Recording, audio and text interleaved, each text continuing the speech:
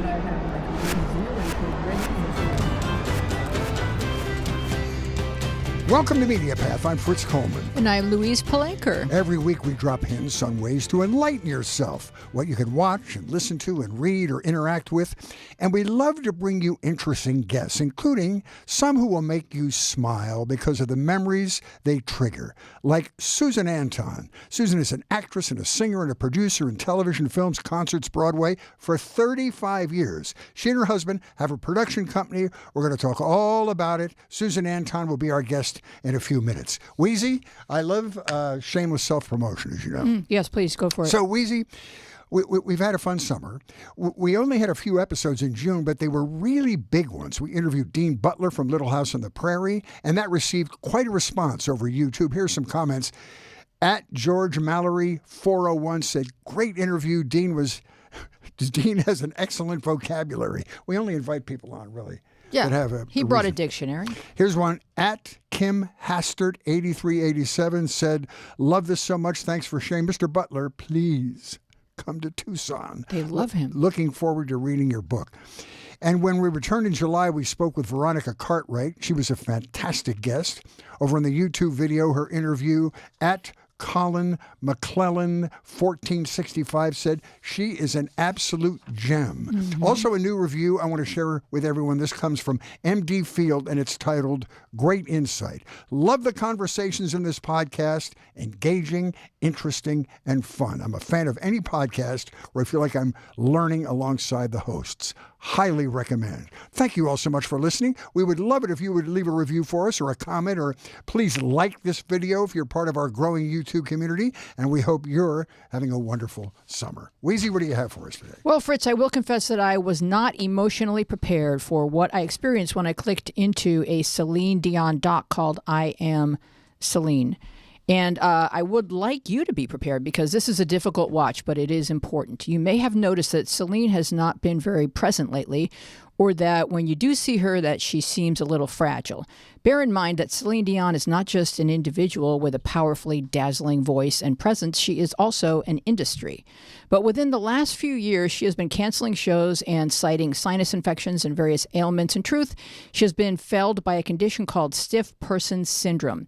It is seizing her muscles and causing debilitating spasms that are crippling her ability to move and sing.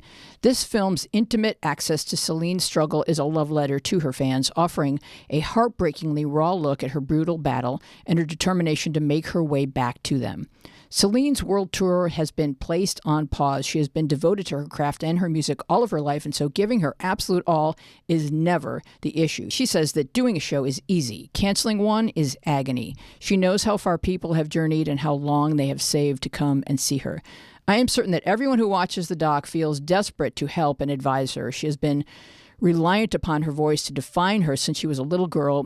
With such a rare gift drawing so much attention, the urgency to protect and nurture that voice must be exhausting. And I have so much advice for Celine, who I'm certain is eagerly awaiting my thoughts. First, a trusted hypnotherapist will help you. Second, it feels like your body is begging you to figure out who you are beyond your voice. And yes, who am I to say, and what do I know and all of that? Sure.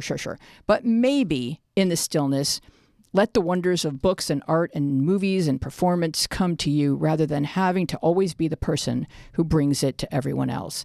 That time will come around again. But right now, heal and listen for the lessons. I Am Celine is on Prime. I love this.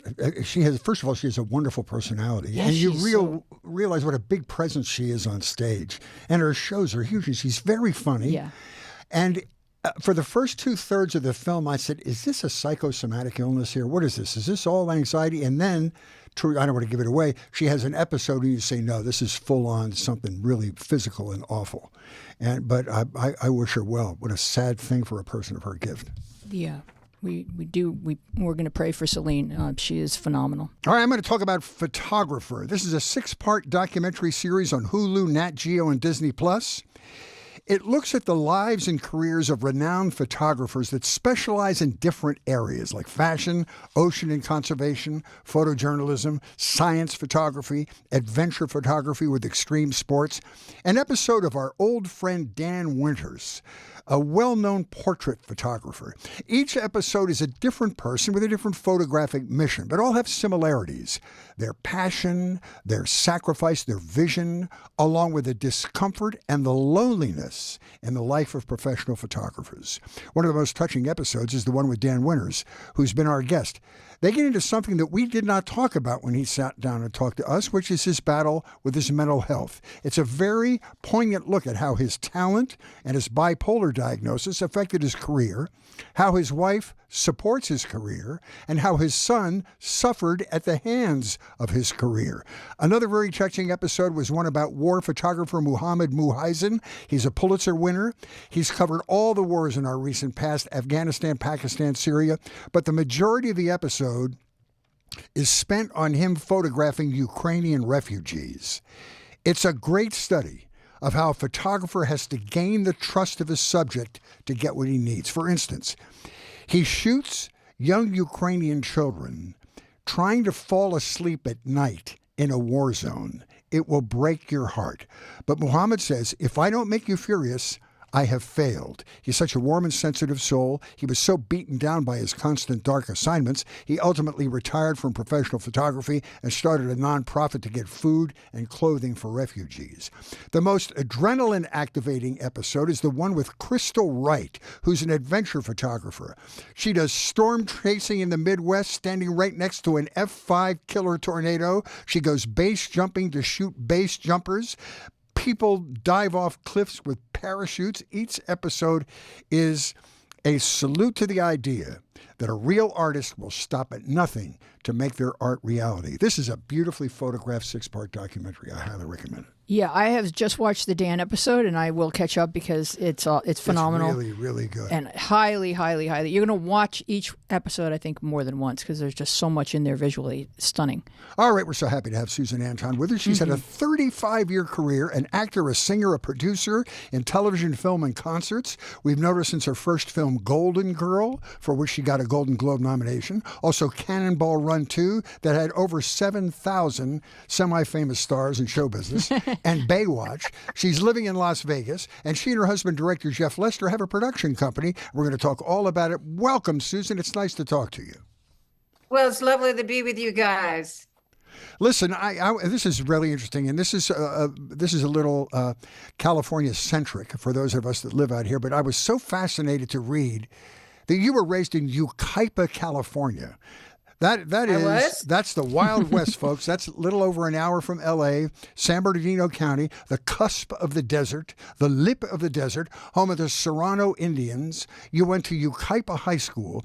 Describe your life in Yucaipa. Well, yes, you probably already know Yucaipa is Indian for beautiful green valley. And at the time that I was a girl going there, it was a very small town. I think there maybe was 250 kids in my graduating class, maybe. But I was raised actually just above Yucaipa. There's an area called Oak Glen. And Oak Glen is about a 20-minute drive from Yucaipa into the hills, and it's over 5,000 feet elevation. So I was raised on an apple ranch up there that my great-great-grandfather pioneered many, many years ago, Wilshire Apples. And so I had a horse named Domingo that I rode to a one-room schoolhouse.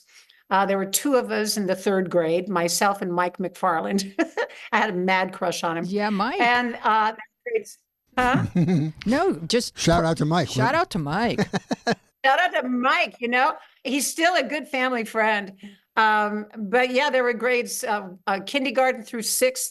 And then I had to ride the big yellow bus down to Yucaipa to go to elementary school and high school. And that's where I was raised. My dad was local law enforcement. He was with the Yucaipa Sheriff's Department and eventually became Detective Anton. So when it came to dating and all of that, the boys were terrified to have to come and meet Wally Anton, and be subjected to the scrutiny and the handshake and tell me about yourself, son, because I can go and check on it. You must have been the tallest, the most beautiful, and the most famous person ever to come from the greater Yucaipa Metroplex. Is any of that true? Well, we've had some star athletes that have come through Yucaipa, but they didn't play basketball, so I probably was taller than them. But I think I am Yucaipa's celebrity that came from the area, and which has really always been so incredible, you guys, because when I was coming up, trying to make my way in show business, the support of a small town is just incredible. I don't know if are you guys from small towns? Ish. I'm from suburban Buffalo. I'm from Philadelphia, which is a teeny urban Buffalo, I hellhole. love Buffalo. Yeah. I've been there so many times doing telethons.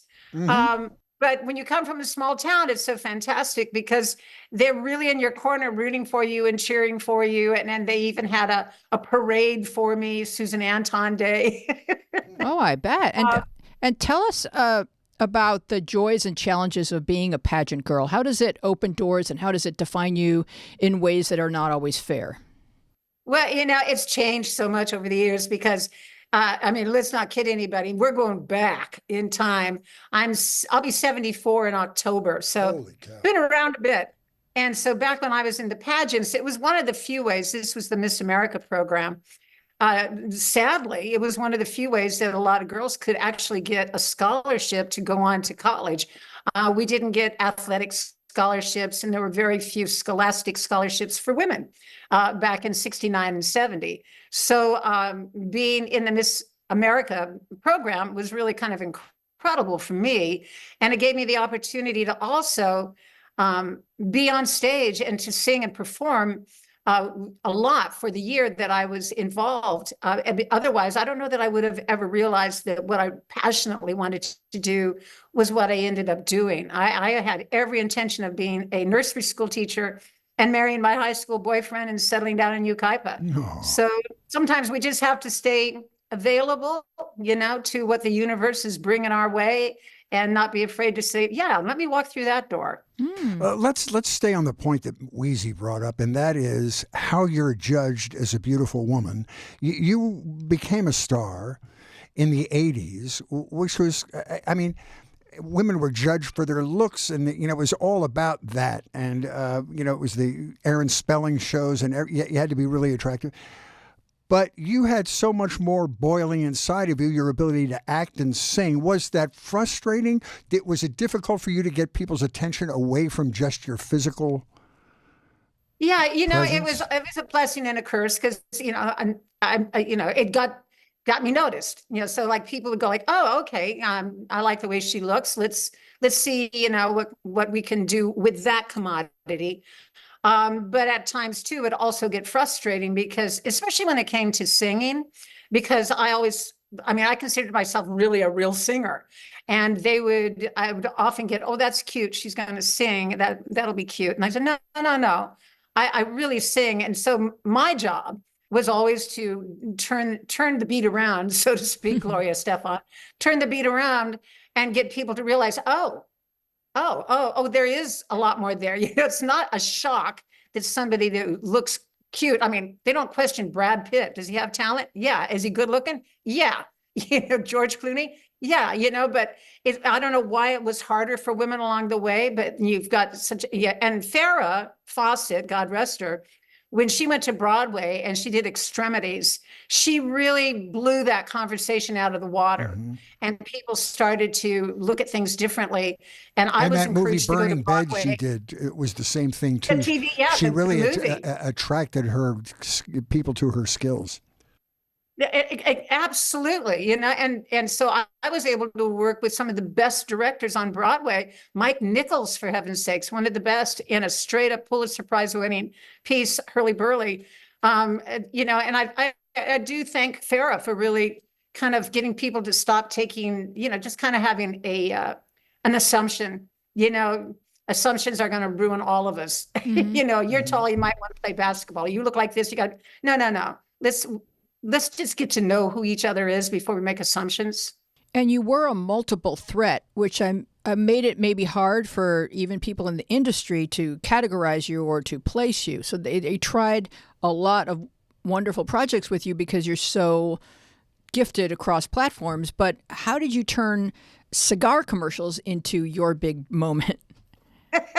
Well, it was interesting because at the time, so we go back, or like probably into the 50s when Edie Adams, and I don't know how many of your Oh, yeah. listeners will know who Edie Adams, but Edie Adams was a real icon of the 50s, 40s, 50s, married to Ernie Koufax, who was a brilliant comedian. And she was the Muriel Cigar spokesperson, and so identified with this product, so that when I came along, it was like, well, who's this kid taking this product away from our girl Edie? So it was a big opportunity. It was a big campaign. Fortunately, it all went well, but it did open doors because Fred Silverman, who was then the president of ABC at the time, saw me on the Merv Griffin show, because Merv was fascinated because the commercials and the Muriel Cigar commercials, I actually did sing. And so Merv had me on, and then he had me on multiple times. And Fred Silverman saw me there, and other casting people and producers. And that really did open a lot of doors for me. Yeah, I mean, you had some pretty noteworthy Broadway experiences. I want to know about your Mike Nichols experience with Hurly Burly, and you also did the Will Rogers Follies. Will Rogers is one of the great political satirists in the history of the United States, Yes. and I thought, wow, two great pieces of material. How was Mike Nichols? Oh my God. Working with Mike Nichols was one of the highlights of my life. Everybody, you hear about Mike Nichols. Well, first of all, so wickedly funny, great dry sense of humor. But what I remember one afternoon when we were rehearsing, we hadn't opened yet.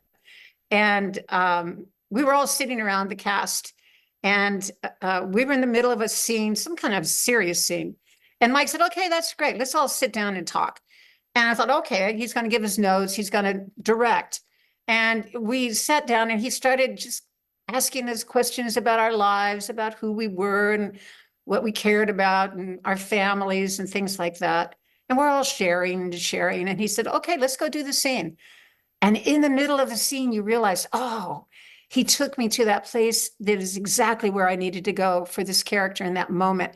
And he helped navigate me there authentically through me getting in touch with that part of myself. So he was a wizard that way.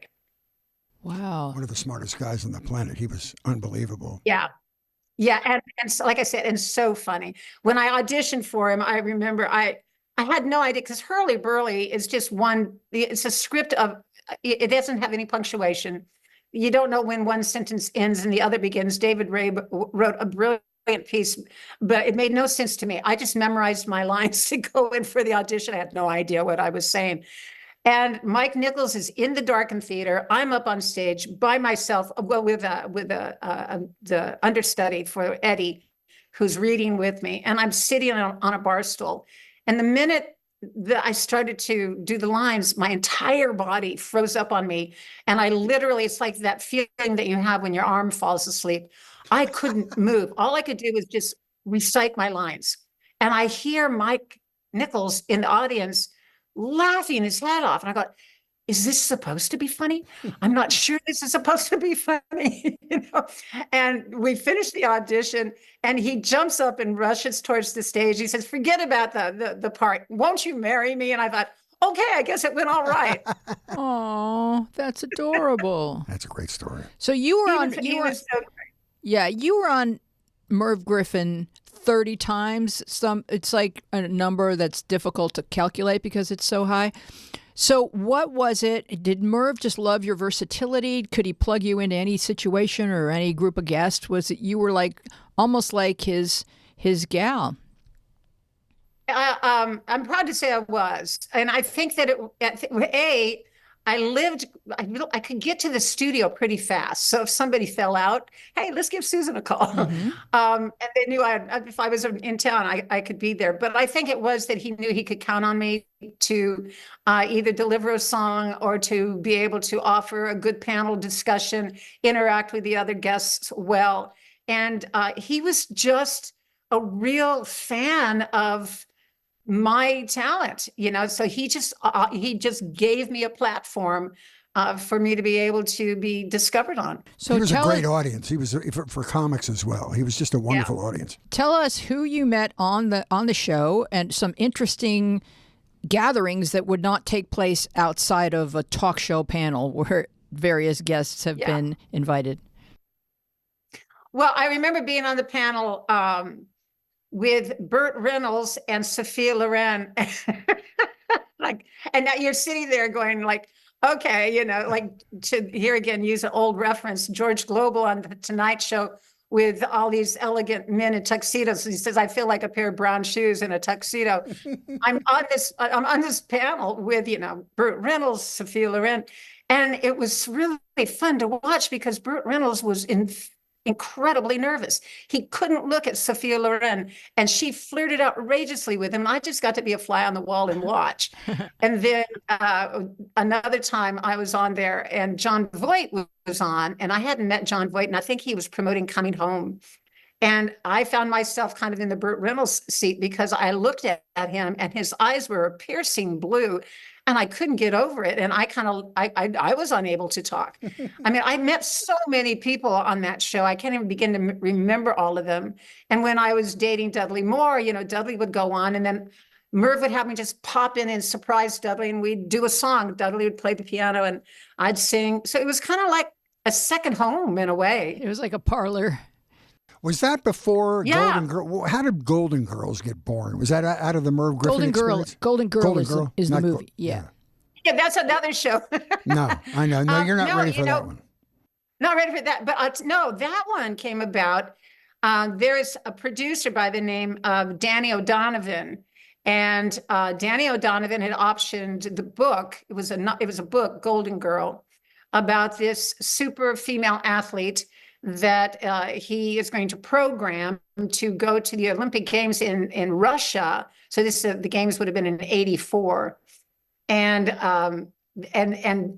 he gets a consortium of people together to back her. So it's like way before its time. You see all of this happening now, and the controversy was that she was full of steroids. So like, how could she run so fast? But the reason that I was thought of for the part, to answer your question, was I had been in a singing competition in Japan, representing the United States with a song written by two American composers. And Danny O'Donovan was one of the judges there. So Goldengirl had to be very tall and blonde. And he remembered me from the Tokyo Music Festival and thought that I would be the perfect girl for the part. And that's how it all came about. And Joe Sargent directed, who was one of the great directors too. And you got a Globe nomination for that. I did. And you proved... I hate running now because of Goldengirl. I had to train like an Olympic athlete. And it was like, you know, I had to convince my coach, because they got me an Olympic coach. And I had to convince them. I said, no, I'm really just an actress training. I'm really not going to actually go to the games. So could you take it a little easier on me? and one of the first scenes we filmed, I was supposed to be running against, I don't know, all these other countries in some preliminary race. And so everybody's in the starting blocks. The gun goes off. Everybody starts running. And I'm in the dust. And because these are real runners. And Joe Sargent cut. And he goes, and he brings the group together. He goes, so listen, girls, I need you all to understand that Susan's supposed to win the race. So I need you all to run a lot slower. That's so cool. Well, I mean, you proved your chops in singing because you opened for some of the biggest people in Hollywood. You opened for Sammy Davis Jr., Tom Jones, Frank Sinatra. And Frank Sinatra. And so talk about those experiences. And were you respected and treated well? And was it exciting? Well, all the above. It was such a full circle moment because one of the reasons that I wanted to be in show business was because of Sammy Davis Jr. Oh. Raised in Yucaipa. We had this tiny little town. I had no concept of prejudice, of segregation. I was just living in a little town where I wasn't introduced to it. It wasn't a part of the topics that we talked about back when I was a kid growing up. And then I read Sammy's book, Yes, I Can. Mm-hmm. I was horrified and inspired, and I couldn't believe that there was something like this going on in America. Like, how is this even possible that somebody that has all this gift and all of this ability that has to walk through the kitchen and can't sleep in the hotel? And it's like horrific. and of course, Sinatra was a great advocate there too, and said, I'm not going to play in this casino anymore until my friend walks through the front door. So I was so inspired by Sammy that when I was 18 years old, and my Christmas present from my then high school boyfriend, Sammy Davis and Mel Torme were doing a New Year's Eve show at the Sands. Wow. I said, I've got to go see Sammy Davis Jr. I mean, this is my dream. And oh my God, it was the most incredible thing I'd ever seen in my life. You know, Mel Torme was obviously wonderful, but Sammy Davis Jr. was, I didn't know people could do that. And he sang and he danced and he played the drums and he did impressions and he was funny and he made you cry and everything. He performed for 3 hours and it was like 10 minutes went by. He never wanted it to end. So when I started to get things going in my career, and I got a call one day from my agent that say, there's an act at Harris at Tahoe, and they want you to be their opening act. And I said, oh, well, who is it? I said, Sammy Davis Jr. Boy. I said, oh. So it was this incredible full circle moment. And when I got to rehearsal, and he came to my rehearsal to introduce himself and to welcome me to the show. And it was so great because I was like, Mr. Davis, I'm so nervous. Can you give me any advice? He said, Susan, call me Sammy. And there's only, 3 things you have to remember. And now the first thing is you go out and you do the best you can. Secondly, give them everything you got. Don't leave anything behind. And the third thing is, it's probably the most important thing to remember. They didn't come to see you anyway. Let me ask you this. This is kind of an inside baseball, but did you take your own musicians when you worked, or did you work with like the orchestra of the people you were opening for? Yeah, in the beginning, I took a conductor and then worked with the orchestra, you know, the rhythm sections, and Sammy had a 42-piece orchestra. But as I moved along and was making a little bit better paycheck, I traveled with 5 musicians and sometimes more, but I have a band. I still call them my band, even though we don't really work that much together anymore, but we hang out together.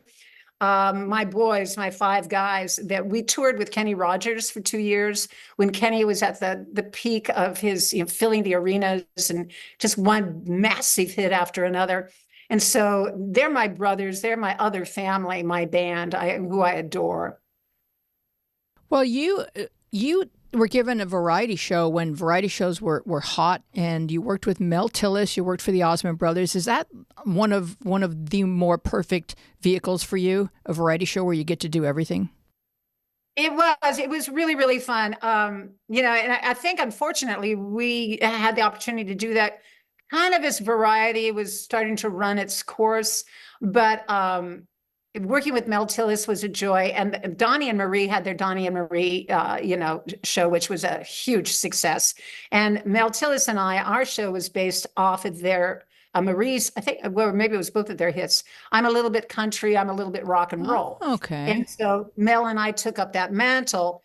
And we only ended up being able to do 4 of those shows, but Donnie and Marie were on there, and I got to sing "What a Wonderful World" with Donnie, and when he was like Donnie Osmond in his purple socks. And now it's so funny because Donnie and Marie live out here in Las Vegas and work down the Strip and are a part of the neighborhood too. Do you still sing? And is that what drew you to Las Vegas 20 years ago in the first place? Was the ability to work in the hotels? Yeah, I really don't sing anymore. I had a show that I was really excited about that I had been doing. We were getting ready to go out on tour, right, and then COVID came, and so everything shut down. And I got to come home for the first time ever and not have to pack a suitcase and be on the road. And I realized that I really loved it and that I was really ready to be at home. And so I don't sing that much anymore. Unless something comes along that really makes a lot of sense for me. But it is what brought me here. The very first time I saw Las Vegas, I was 13 years old.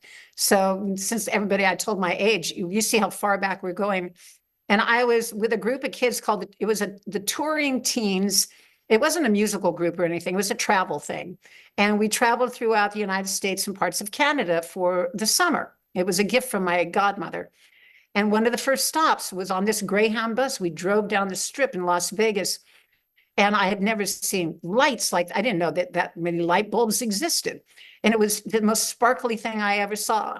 So many years later, when I was offered to come out here with a production show in the 70s, I came and I started to build my relationship with Las Vegas. And then when I started to have success with film and television and all of that, I was able to co-headline and headline on the Strip with, as you mentioned, some of the greatest, like Frank Sinatra and Sammy Davis Jr. and Tom Jones and some of the, just remarkable people. George Burns, for heaven's sakes, worked with George a lot. And so Vegas has been like a second home to me. And my husband and I came back here about 25 years ago.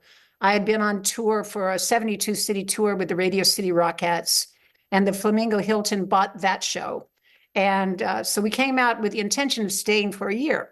And here we are like 24 years later. We built a film and production studio, which I know you mentioned, Big Picture Studios. And so we're residents here in Las Vegas, Nevada. And your husband is director Jeff Lester.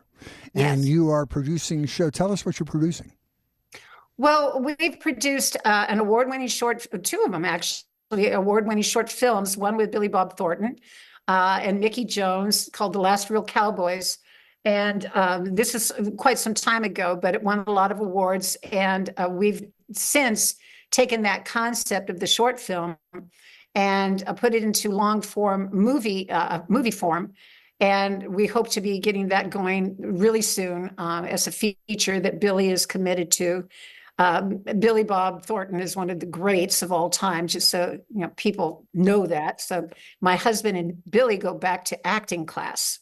So you just never know where your relationships are going to take you.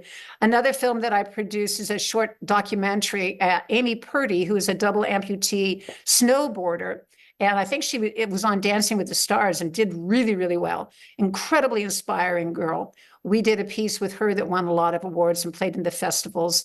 And then we also do a lot of documentaries and short films and commercials and, branding things. So there's all kinds of things. And my husband is also a writer, so he's got a couple scripts that we're looking to produce soon. Well, we do a little game on our show called IMDb Roulette. And this is reserved for people who have Oh, God, I'll be awful. Okay. who have a lot of credits. Every person we have on there says the same thing. They'll be awful, and then they're not awful. Yeah, you'll be okay.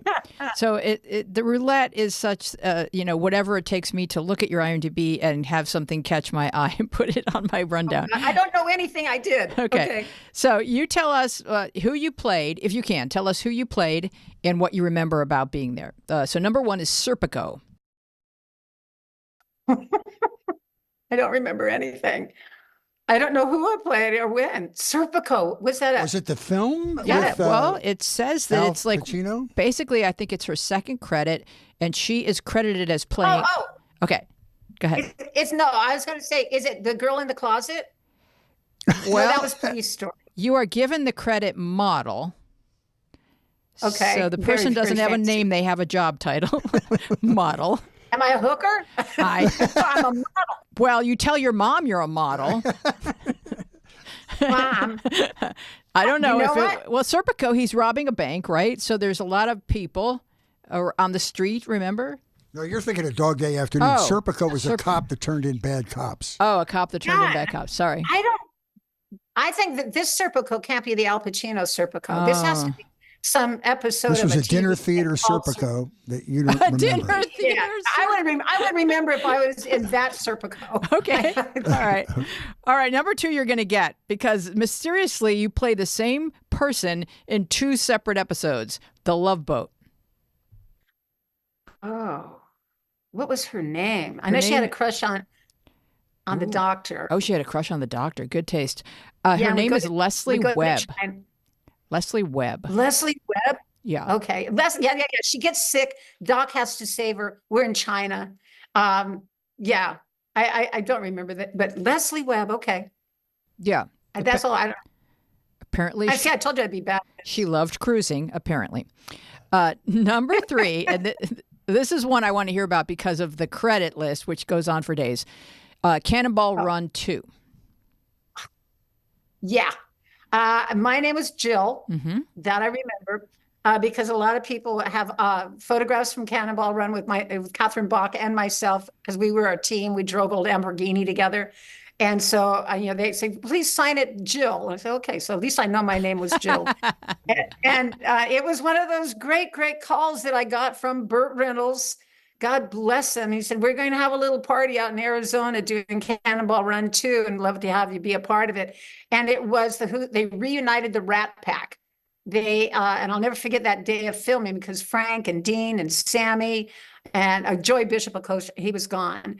But and Bert, Peter Lawford, Shirley MacLaine, they were all there, and it was just the most amazing day. But the cast was, Doug McClure and Jackie Chan, and you had Jackie Chan, Don Knotts and Sid Caesar. It goes on and on. So Theismann, on and on and on. Yeah. It was, and literally we would go to work, and maybe we would work, I don't know, 5 hours. And then Bert said, okay, let's all go back to the hotel, watch the dailies, and eat and drink and have a good time. It's it was a party. Wow. You know what? And probably turning something like that into a party is just the best way to capture the fun Made on the movie film. better. Yeah, exactly. I think so. And that's why those outtakes, when you would see the outtakes at the end of those films, were always such a joy, because they were real. Dom DeLuise, God bless him, he was a part of that, and he was so funny. So it was. And I think that joy does transpire, because, it's not Shakespeare, but it's fun. Yeah. So number 4, we have Jonathan Winters on the Ledge. Yeah. This was one of the most unique. I played myself, I think, but it was. I thought it was going to be funny, because it's Jonathan Winters, for heaven's sake, and you didn't get a script. You had no idea what you were going to do. It was just show up and you'll find out. And so I'm thinking, like, okay, how am I going to? I just want to make sure that I'm going to try to be funny. And so Jonathan said, so here's the deal.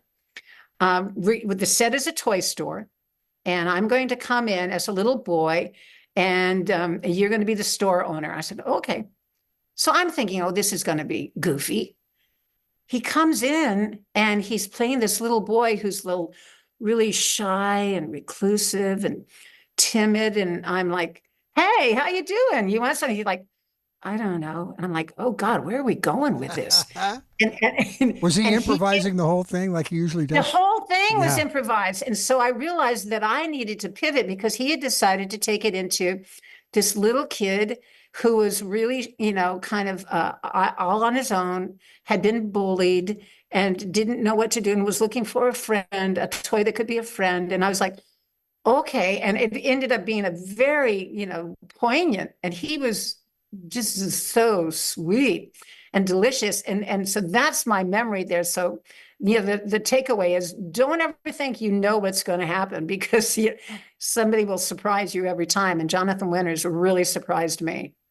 Well, you, in all of your IMDb credits, you play Susan Anton more often than any other guest that we've had plays themselves. That's good. You're iconic. That's they good want branding. you as you.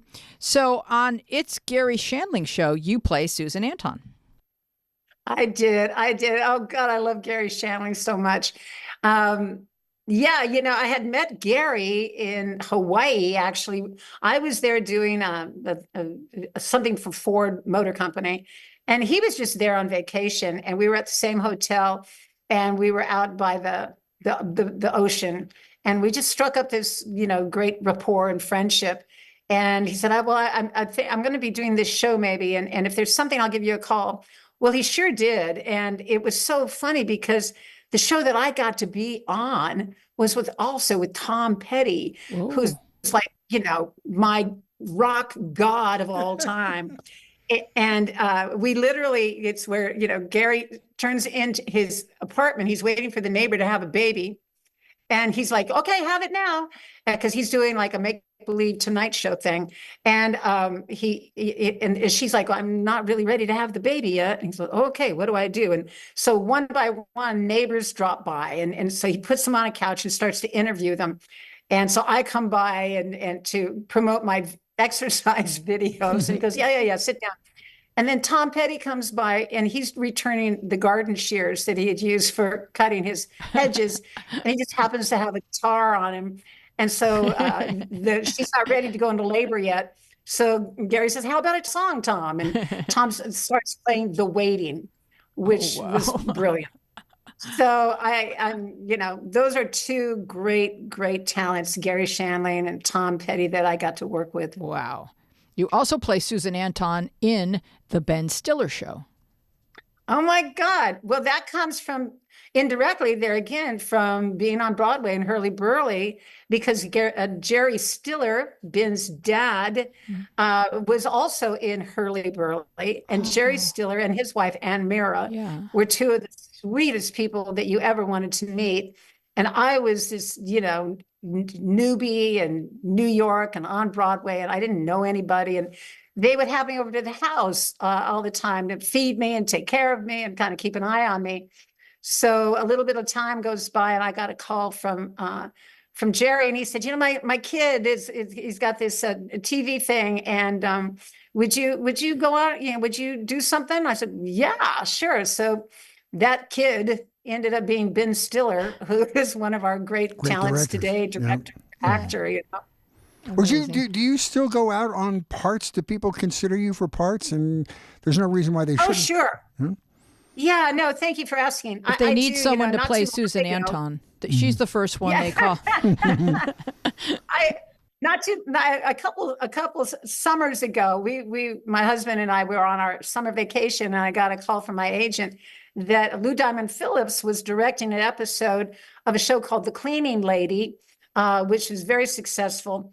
And they wanted me to play the part of Ginger Klein, who was a showgirl who was hanging up her boa and going to become a party planner. And so that was a joy. They filmed it. Here's the rub. They filmed it in Albuquerque, but it's supposed to be Las Vegas.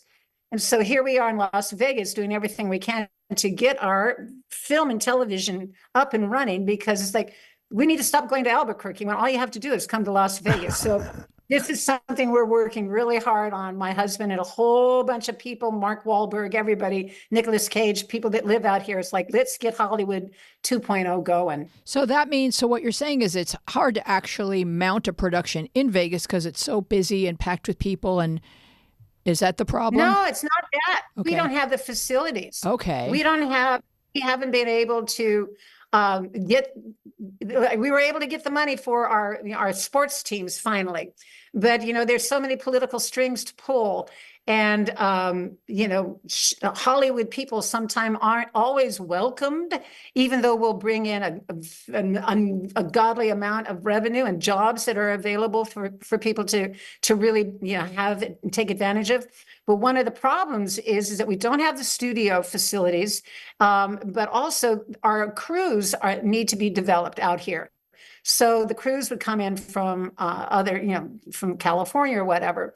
So we need to be more user-friendly year round.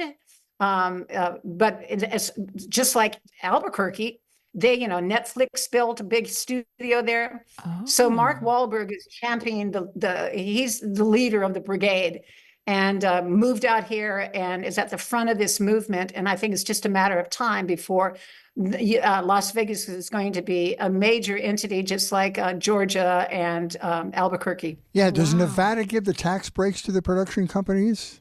They do, but it's not big enough yet. Mm-hmm. We need to get, unfortunately, when, things have to go through the political system, sometimes it slows down. There's too many extenuating circumstances and opinions and who knows what's, we don't need to get into that. But if you can get the political wheels turning to the point where it's undeniable that you're leaving a lot of jobs and a lot of money on the table, just as they finally came around with professional sports, and we have, a Stanley Cup hockey team, we have a two-time championship WNBA team, we've got, professional baseball is coming out here.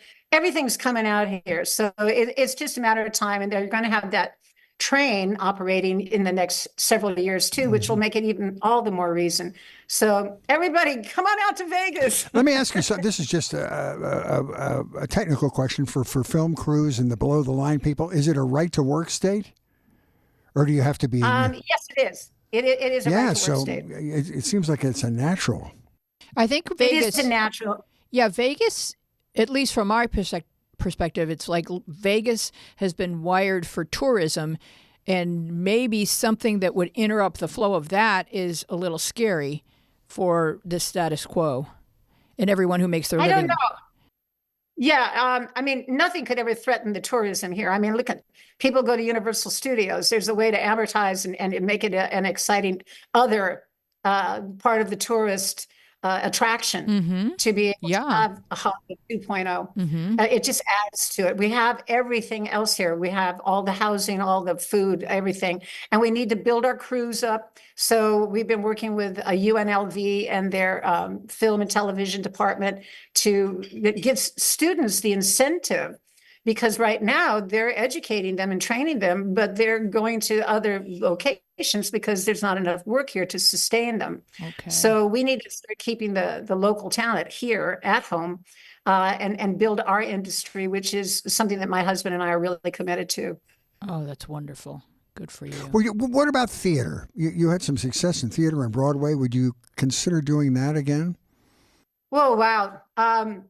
That's a hard one. I probably would if it was something that I just felt in my bones I had to do.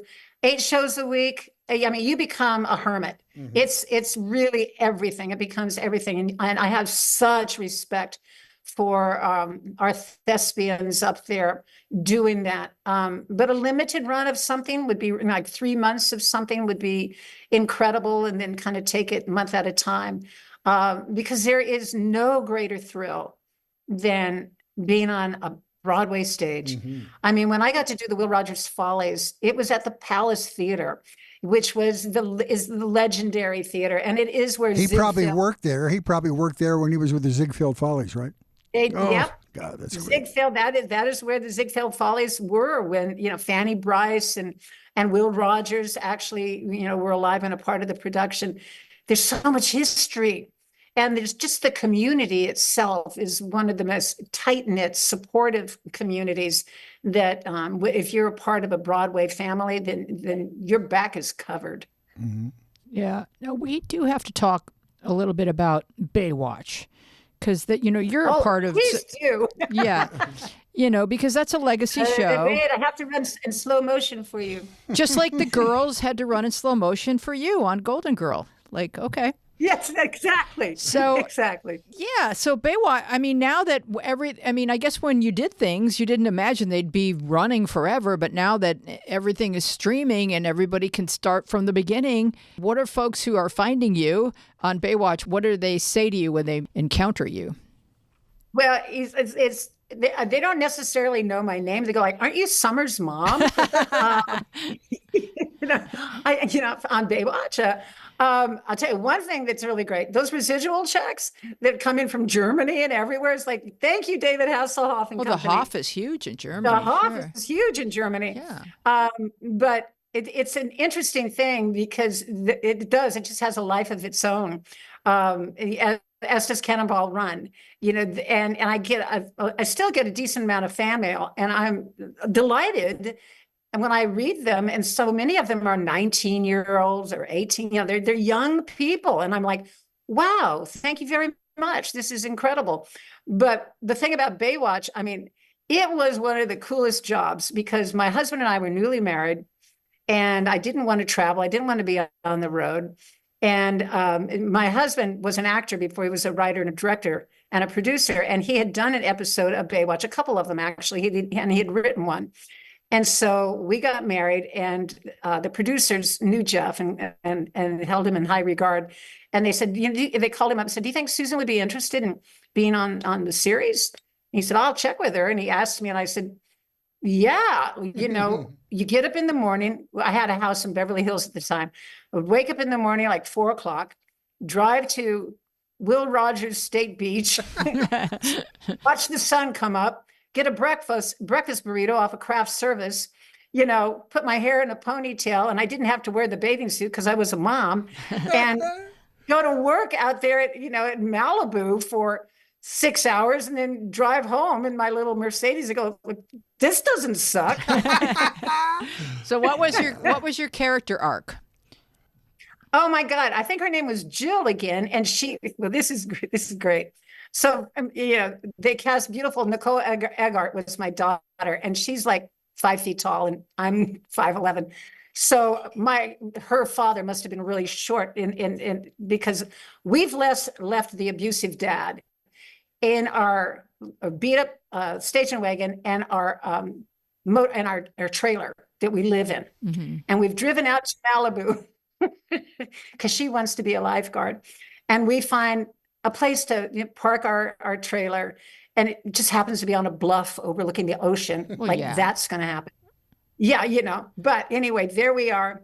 And she and I have aspirations of being a singer and owning my own little club. Okay. And so that's kind of the arc. She becomes a lifeguard and part of that lifeguard family. There's an earthquake and David Hasselhoff flies in with the helicopter and the crane because we're hanging over the edge of the cliff in our trailer, and he has to pull us out and take us and save us. And we have a little almost love affair. And I build myself a little, Shake Shack and sell burgers and sing. Oh, that is divine. So what are you back in the good old days? Yeah. What are you liking that you're watching these days? What streaming or otherwise, or films? Just tell us what you like.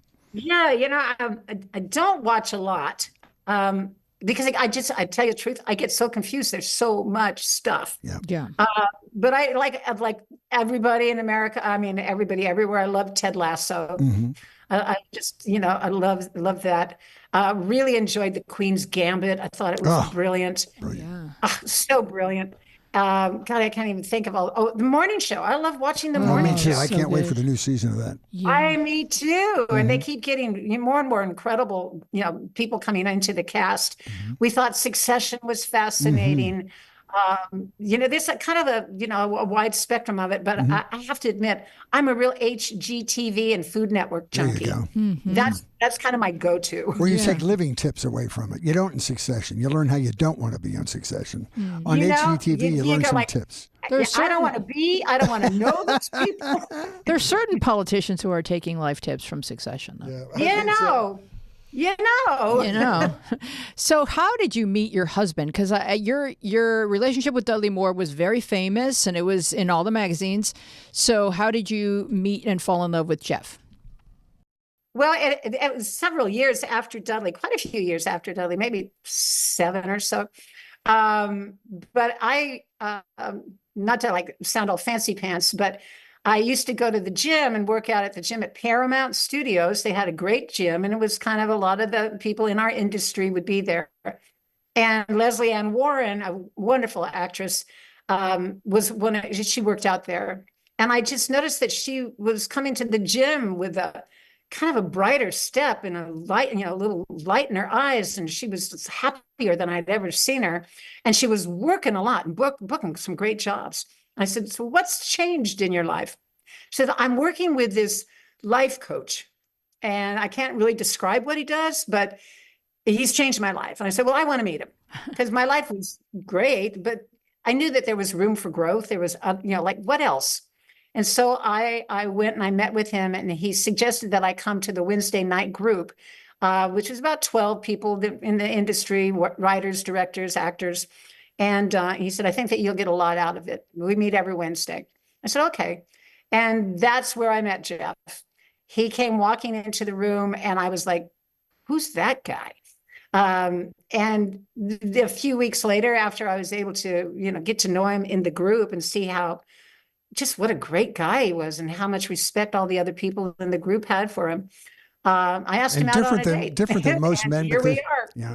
Different than most men because he wanted to improve himself. That would have been a good, grabber right off the top. Mm-hmm. Yeah, exactly.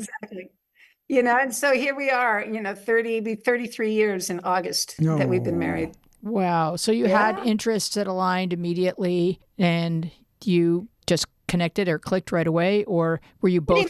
Pretty much. I have to admit that I I was a problem in the beginning because Jeff is 5 years older than me, and he was everything that I felt I wasn't looking for. Not an actor, not another actor. No, no, no. I'm going in a whole other direction. I'm not doing that anymore. And even though I really loved his company, really was attracted to him and thought it was great, I was like, no, this can't possibly work. And I'd come up with every reason in the book that he just like, you have to go away. And every time I thought that I've done it, he would turn around and come back and say, no, I'm not going to let you get away with it. It's not going to be that easy. And our wedding invitation, it said they met, they had a date. She told him to go away. He wouldn't. You're invited to the wedding. Oh, that's great. And here we are. And here you are. And how did you make the decision to build their lives together in Las Vegas? That was because of the Radio City Music Hall Spectacular that I did. I was offered that not long after we were married, after Baywatch, and they came forward with a really, really lovely offer that the Radio City Rockettes had never toured or had ever toured or played outside of Radio City. And it was their 60th anniversary. And so they were mounting this big spectacular show that they were going to take to 72 different cities. And I was offered the job of being kind of like the MC, the anchor. Leave all the hard work to the Rockettes, all the dancing and all the hard stuff. And there was a magician and there was an Adagio team. And the sets were massive and the costumes, Bob Mackey and company did all of that. And it was what they said, a spectacular, a spectacle. And so I was offered it and we toured for 72 cities. And then the Flamingo Hilton bought the show. And we decided, Jeff and I, to come here for 1 year, to do it just 1 year, because we had traveled everywhere with it. And we ended up, the show ran for another 7 years, over 5,000 performances. And we ended up becoming residents and building our studio. Wow. Wonderful. Well, is there anything you want to share with us about where to find you online or what people should be looking for next before we read our closing credits? Well, I appreciate you asking. I do have a website, SusanAnton.com, but in all honesty, to reveal, I am so not a social media person. Mm-hmm. I did it for a while. I just don't do it. I don't take pictures of my dinner and post it. What's the matter with you? It's not my thing. But people can definitely find me through SusanAnton.com. I do check in there periodically, and anything that I'm doing, I would promote there. And I do get back to my fans when they write with a request. So that would be the main thing, I guess, because I'm just not a social butterfly on the internet. I can't say goodbye to you without revealing how shallow and superficial I am. But I want to tell you, you look spectacular. You're like a medical anomaly. I hope people are watching this on YouTube. You really look beautiful, Susan. Yes. Thank you, friends. And a great conversation. And you're just a very enlightened and joyful person, and I really appreciate all of those qualities. And every single thing that we asked you about, you were grateful in your response to the question. Who you worked with and what you did at a certain time in your life, you were grateful to have it. That's very refreshing. Yeah. Well, my pleasure. I do feel profoundly blessed, and I think as we journey through life and we have the luxury of being able to look back, because not everybody can accumulate as many years as I know I have had the blessing to do. You look back and you go, yeah, had somebody told me when I was 10 years old that my life was going to unfold like this, I wouldn't have believed it could be that good. Wow. So I'm just profoundly grateful. Have you cut all ties from Yucaipa?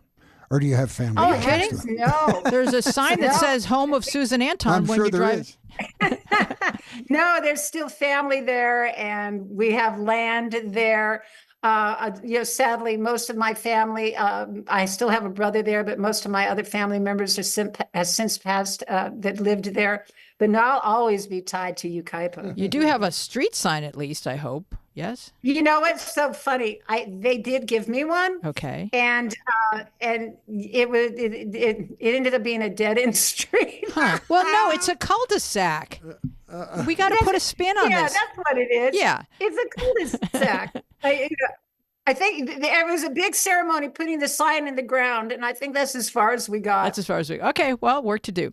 Well, thank you for coming along down the media Don't try path. to Google it, like when you navigate. Yeah. Don't navigate Anton Boulevard. It's on Google You really Earth. get lost. Pull it up on Google Earth, Raf, if you can, while we do the closing credits. Let's continue the conversation on Instagram and Twitter, where we are at MediaPath Pod, and on Facebook, where our show page is MediaPath Podcast, and our Facebook group is MediaPath with Fritz and Wheezy Podcast Community. We are also a video podcast on YouTube with so much additional content. Watch us and subscribe at MediaPath Podcast. Write to us at MediaPathPodcast@gmail.com, and kindly give us a nice rating wherever you get your podcasts. Our website is MediaPathPodcast.com.